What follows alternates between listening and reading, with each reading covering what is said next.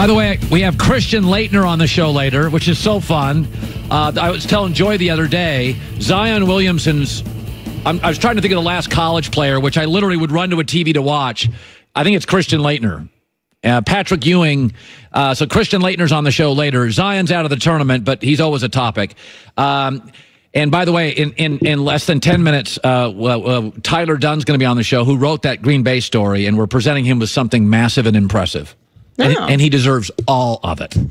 I want to say this, though. I'm over the is Tom Brady retiring stuff soon.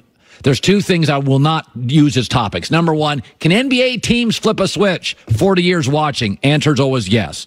Number two is, when's Brady going to retire? Who gives a rip? Enjoy it? I don't have any insight on that. But this is interesting. Greg Bedard covers the Patriots for the Boston Sports Journal.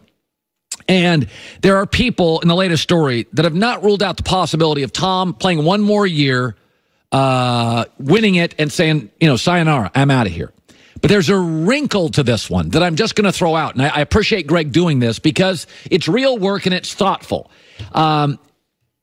Let's say Tom plays this year and they win. And by the way, they're going to be better than last year. We know that with their draft picks. We know that with their roster. Belichick is telling people, I've told you this in the last couple of weeks, he really does feel like his roster is going to be younger, more athletic, more nimble, more dexterity, more flexibility next year. They kind of felt like this year was a regroup year. I mean, Gronk wasn't really available and crucial till late in the year. So this story goes on to say, listen, Belichick after this year, after this upcoming year, is going to have the most cap space he's ever had, $86 million. That's like New York Jets level. That's a ton of cap space. And there are going to be some free agents like an Edelman that you could move off of, a Kyle Van Noy, good players, but you're not going to re-sign them.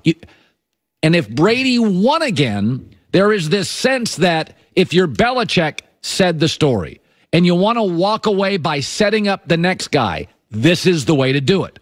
You could handpick your quarterback, ton of cap space, very little dead weight to clean break, because the story also talks about the nuclear option, that if New England wins big this year and doesn't re-sign free agents, and either Tom walks away or they convince him, they can tank the season and get Trevor Lawrence from Clemson, who is, in my opinion, and my sources' opinions, the best quarterback to come out of college since Andrew Luck, and people, and I agree with this, think he's better than Andrew Luck. I do as a talent.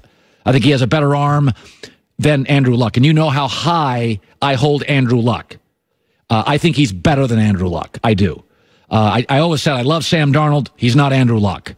Trevor Lawrence is all-time unique. I saw him a year and a half ago in high school at a camp in San Diego with the 11 best high school quarterbacks in the country. He was so much better than all of them, it wasn't close. He looked like a junior in college at 17 years old. Last year, he took apart Alabama. This kid is all-time special, and he's supposed to be a good kid. And with Dabo Swinney, he runs a real program, makes people accountable. He's a great kid. He would be the #1 pick in the NFL draft this year as a freshman, without a doubt. That's not even arguable. He'd be the #1 pick. He wouldn't have been the #1 pick out of high school, but he would have been a top 10 pick out of high school. That's how good he is, and I'm not joking here. So this story says Brady plays, Brady retires, $88 million in cap space, free agents you don't have to re-sign, clean break the Josh McDaniels, tank the season to get Trevor Lawrence as he comes out as a junior. It's interesting. The timing is perfect. You move away. You set it up for the longtime assistant, Josh McDaniel, who you're very close with. Brady gets his stuff. Josh gets his team. Belichick gets his legacy. And it would be the 20th year in Foxborough. A nice round number. And you could tank in New England. I mean, good God, the Sixers called it the process. It was bad for 6 years. They've bought so much equity with that fan base. You could easily sell them the plan.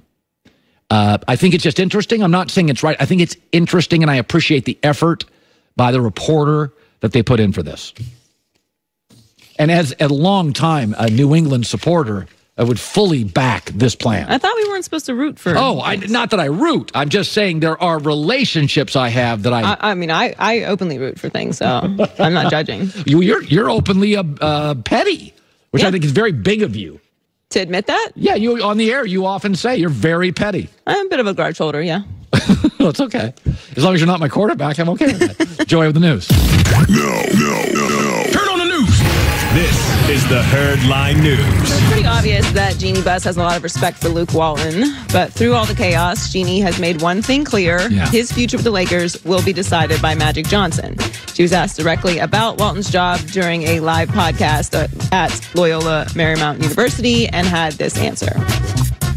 In terms of basketball decisions, I will always defer to Magic. You know, he's brought a vision of the kind of team that we're going to build and the vision for what Lakers basketball will be. You can see that, but we still